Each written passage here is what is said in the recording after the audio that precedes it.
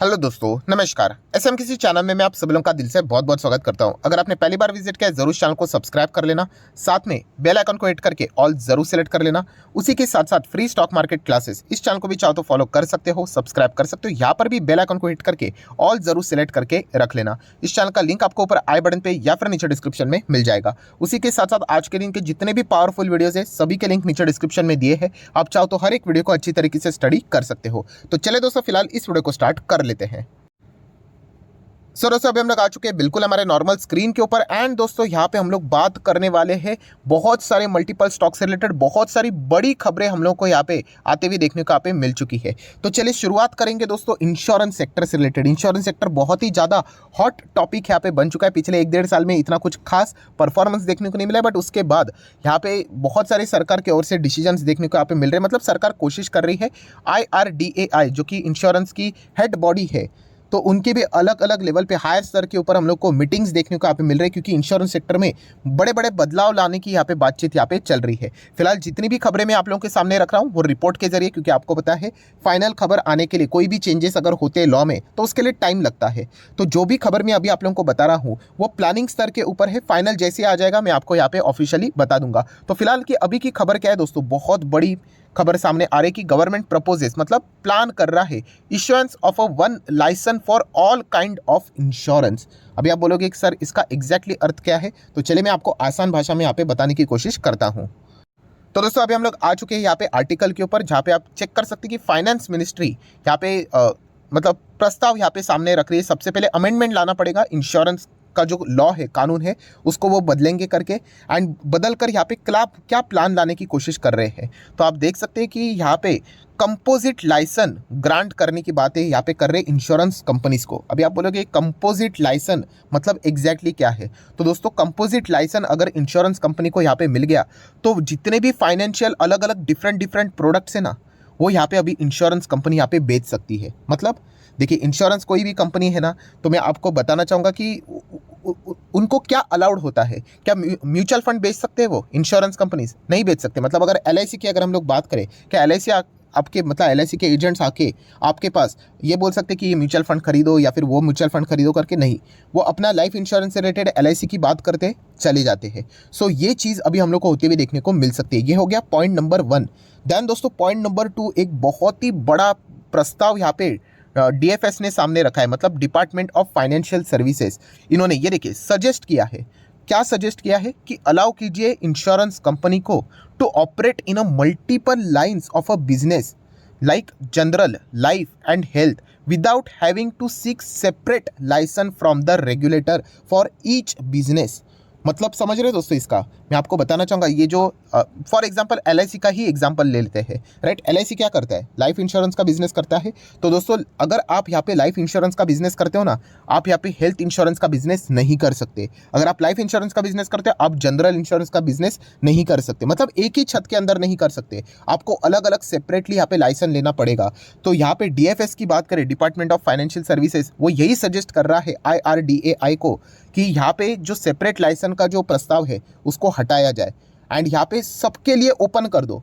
मतलब अगर मुझे अगर कोई यहाँ पे कंपनी निकालनी है, जैसे कि चलो SM किसी को अगर इंश्योरेंस का बिजनेस यहाँ पे करना है, बस मुझे एक ही लाइसेंस के लिए अप्लाई करना पड़ेगा। अगर मुझे वो एक बार लाइसेंस मिल गया, दैट्स इट। उसके बाद मैं लाइफ इंश्योरेंस भी बेच सकूंगा, जनरल इंश्योरेंस भी बेच सकूंगा, हेल्थ इंश्योरेंस भी बेच सकूंगा एंड जितने भी अलग अलग प्रोडक्ट है, मैं म्यूचुअल फंड भी सजेस्ट कर पाऊंगा आपको। तो ये सारा प्रस्ताव, ये पहले अलाउड नहीं था, बिल्कुल भी अलाउड नहीं था। तो ये सारी चीज़ें फिलहाल तो सजेस्ट की जा रही है। देखिए शब्द साफ साफ यहाँ पे लिखा हुआ है कि सजेस्ट। अभी कुछ चीज़ें एक्सेप्ट हो सकती है, कुछ चीज़ें शायद से डिनाई भी हो सकती है एंड इसके लिए जैसे मैंने आप लोगों को बताया, बहुत सारे क्या करने पड़ेंगे, कानून में बदलाव करने पड़ेंगे। प्लस उसी के साथ साथ ये भी बोला जा रहा है कि यहाँ पे जो भी एप्लीकेंट रहेगा, जैसे कि अगर SM किसी कंपनी, हम हमारी कंपनी की बात कर लेते हैं कि अगर हम लोग को अप्लाई करने जा रहे हैं, तो देखिए if an applicant meet the eligibility criteria for the different classes and sub classes of a business, the regulator में register the applicant as an insurer and grant it certificate of a registration for a such classes और sub classes. मतलब हमारे जैसे लोग अगर ये insurance का multiple business का धंधा यहाँ पे करना चाहते हैं, तो यहाँ पे अगर अगर क्राइटेरिया अगर मीट हो जाता है तो प्लीज़ उनको लाइसेंस दीजिए करके। तो ये बहुत बड़ा प्रस्ताव यहाँ पे मतलब सामने रखा जा रहा है सरकार के सामने, फाइनेंस मिनिस्ट्री के सामने, यहाँ पे डिपार्टमेंट्स के सामने। प्लस यहाँ पे और भी कुछ सुझाव यहाँ पे दिए जा चुके हैं कि अगर ऐसे हम किसी इंश्योरेंस का बिजनेस करने जा रहे हैं, जैसे कि हम लोग लाइफ इंश्योरेंस का भी बिजनेस करेंगे, हम लोग यहाँ पे हेल्थ इंश्योरेंस का भी करेंगे, हम लोग जनरल इंश्योरेंस का भी करेंगे, हम लोग म्यूचुअल फंड से रिलेटेड भी पॉइंट सामने रखेंगे। तो यहाँ पे डीएफएस ने बताया, सजेस्ट किया है कि अगर यहाँ पे क्लासेस, सब क्लासेस से रिलेटेड अगर हम लोग काम करने जा रहे हैं तो उनको बता दीजिए कि separate account, books of account maintain करने पड़ेंगे, रिसिप्ट एंड पेमेंट से रिलेटेड डेटा अलग अलग रखना पड़ेगा। ये सारी बातें फिलहाल तो हम लोग को स्पेसिफाइड करते हुए देखने को मिले। डीएफएस ने ये सारी चीज़ें फिलहाल तो प्रपोज अमेंडमेंट, मतलब अमेंडमेंट करने से रिलेटेड उन्होंने प्रस्ताव रखा है। एंड ये देखिए टाइम दिया है, देखो कितना, टिल 15 दिसंबर, कि अगर किसी को इससे रिलेटेड सुझाव, किसी से मतलब कोई भी रैंडमली जाके नहीं बोल सकता, जिनका इंश्योरेंस का बिजनेस है वो जाकर इससे रिलेटेड बातचीत करेंगे कि क्या ऐसा होना चाहिए या फिर नहीं होना चाहिए, एंड अगर होगा तो इसमें क्या क्या बेस्ट पॉसिबिलिटीज़ हो सकती है। तो ये सारे सुझाव यहाँ पे आने वाले समय में आप लोगों को देखने को यहाँ पे मिल सकते हैं। प्लस उसी के साथ साथ आप यहाँ पे देख सकते हो जो म्यूचुअल फंड वाली मैंने बात बोली थी, ये देखिए इस पैरा में कवर है। It has also suggested that insurance company should be permitted to distribute other financial product. This would mean insurance companies could sell mutual fund product for example के लिए बातें यहाँ पे बोली जा चुकी है। तो नो डाउट इसके लिए बहुत सारे हम लोगों को क्या देखने को मिलेंगे, अमेंडमेंट्स होते हुए देखने को यहाँ पे मिलेंगे, बहुत सारे चेंजेस होते हुए देखने को मिलेंगे। एंड अगर वो सारी चीज़ें यहाँ पे प्रॉपरली होती है तो ये बहुत बड़ा धमाका होते हुए देखने को मिल सकता है। बट जैसे मैंने कहा कि इसके लिए इंश्योरेंस एक्ट 1938 में बदलाव होना इंपॉर्टेंट है। एंड इसके लिए मिनिमम कैपिटल रिक्वायरमेंट का जो क्राइटेरिया रहेगा वो यहाँ पे जो फुलफिल करेगा वो इंश्योरेंस के इस बिजनेस में एंटर कर सकता है। सब कुछ बिजनेस वो कर पाएगा, लाइफ, हेल्थ, सब कुछ, जितने भी जनरल, सब कुछ। सो यहाँ पे अगर इससे रिलेटेड, कैपिटल रिक्वायरमेंट से रिलेटेड अगर आपको एक्स्ट्रा इन्फॉर्मेशन गैदर करना ही है, अगर आपको डीप डाउन स्टडी करनी है, तो मैं आपको सजेस्ट करूंगा कि यहाँ पे इंश्योरेंस एक्ट 1938 को यहाँ पे IRDAI के वेबसाइट के ऊपर जाके डाउनलोड कीजिए एंड इसको पढ़िए करके। अगर आपको इंश्योरेंस कंपनी खोलनी है तो ये देखिए मैं आपको बताना चाहूँगा कि इसमें सेक्शन 6 करके रहता है। कौन सा रहता है? सेक्शन 6। वहाँ पर आपको बताया जाएगा कि कितना कैपिटल अगर आपको चाहिए, अगर आपको हेल्थ ओपन करना है, उसी के साथ साथ अगर आपको जनरल ओपन करना है, सेक्शन 6 कहाँ पे गया। तो मैं आपको मतलब थोड़ा सा एक्स्ट्रा चीज़ें बता रहा हूँ, कोई बात नहीं, वीडियो लंबी हो गई तो आपको एक एक्स्ट्रा इन्फॉर्मेशन मिलेगी। ये देखिए requirement as to a capital, तो इसको जाके पढ़ लेना कि आपको री इंश्योरेंस का बिजनेस करना है तो आपको क्या क्या बैकअप यहाँ पे लगेगा। तो ये सारी चीज़ें आप लोगों को एक्स्ट्रा समझ में यहाँ पे आ जाएगी। तो यहाँ पे देखा गया दोस्तों तो LIC इससे रिलेटेड ज़्यादा हाईलाइटेड हो रहा है। अभी क्यों LIC, क्यों? क्योंकि दोस्तों LIC क्या कर रहा है, सिर्फ लाइफ इंश्योरेंस का बिजनेस कर रहा है। एंड अगर एक बार ये मतलब यहाँ पे अप्रूवल आ गया, कंपोजिट लाइसेंस मिल गया, LIC ने तो बोल दिया कि मतलब कि अगर ये होता है, सरकार कर देता है, हम लोग तो जनरल इंश्योरेंस में उतरने के लिए एक झटके में रेडी है। हमें ज़्यादा टाइम भी नहीं लगेगा क्योंकि हमारे पास लगभग 25 लाख से भी ज़्यादा, 15 से 25 लाख के आसपास हमारे लोगों के पास एजेंट्स है। एंड वो एजेंट्स देखा गया तो यहाँ पे जनरल इंश्योरेंस का भी बिजनेस करते हैं। अभी देखा गया LIC को तो वो अलाउड नहीं है करना, किसी भी इंश्योरेंस कंपनी को अलाउड नहीं है, वो एक ही प्रोडक्ट्स को बेच सकती है। सिर्फ ये एक बार अगर हम लोगों को लाइसेंस दे दे तो हम हमारे एजेंट्स को भी कॉल कर देंगे और बोल देंगे कि जनरल इंश्योरेंस भी हमारे थ्रू ही यहाँ पे अभी बेचना स्टार्ट करें। प्लस हम लोग म्यूचुअल फंड भी बेचना यहाँ पे स्टार्ट करेंगे, मतलब सजेस्ट करना स्टार्ट करेंगे। खुद का म्यूचुअल फंड निकालने की बात हम लोग यहाँ पे नहीं कर रहे। तो LIC को इसका बहुत अच्छा खासा फायदा हो सकता है अगर ऐसी जो खबर यहाँ पे चल रही है अगर ये सच हुई तो ये देखना पड़ेगा कि इसके रिलेटेड क्या प्रस्ताव सामने निकल कर आते हैं। बट LIC एंड उनके शेयर होल्डर को लॉन्ग टर्म में इसका बहुत अच्छा खासा फायदा मिल सकता है। देन दोस्तों न्यूज़ नंबर 2 के ऊपर आ जाते हैं, ट्राइडेंट। तो ट्राइडेंट से रिलेटेड आज के दिन आप देख सकते हो 3.5% की जंप है, बट आखिरी क्षण के ऊपर हम लोग को एक जंप देखने को यहाँ पे मिली है। तो ऐसी क्या खबर आ गई, तो 2 अपडेट सामने आए हैं। एक अपडेट है वो स्पेसिफिकली ट्राइडेंट को ही हिट यहाँ पे कर रहा है। जैसे कि आप देख सकते हैं, Trident secure Indian patent for a fabric production method. So ये इससे रिलेटेड वो कब से ट्राई कर रहे, तो फाइनली उनको ये यहाँ पे पेटेंट मिल चुका है, जो कि एक कंपनी के लिए बहुत ही इंपॉर्टेंट पॉइंट यहाँ पे होता है। सो ये हो गई ट्राइडेंट की खुद की इंडिविजुअल न्यूज़, जिसके चलते उसमें तेजी आई है। एंड उसी के साथ साथ ट्राइडेंट जिस सेक्टर में काम करते हैं, टेक्सटाइल, Q2 के नंबर्स आप लोगों ने चेक किए होंगे। सिर्फ ट्राइडेंट के नहीं, जितने भी बाकी कॉम्पिटिटर्स भी है, एक चीज़ देखने को मिली, यस, महंगाई के चलते रॉ मटेरियल बहुत ज़्यादा महंगा हुआ था। टेक्सटाइल में काम करते हैं तो यहाँ पे रॉ मटेरियल जो बहुत ज़्यादा महंगा हुआ था दोस्तों, Q3 में उसके दाम 50% से ज़्यादा नीचे आते हुए देखने को यहाँ पे मिल रहे हैं।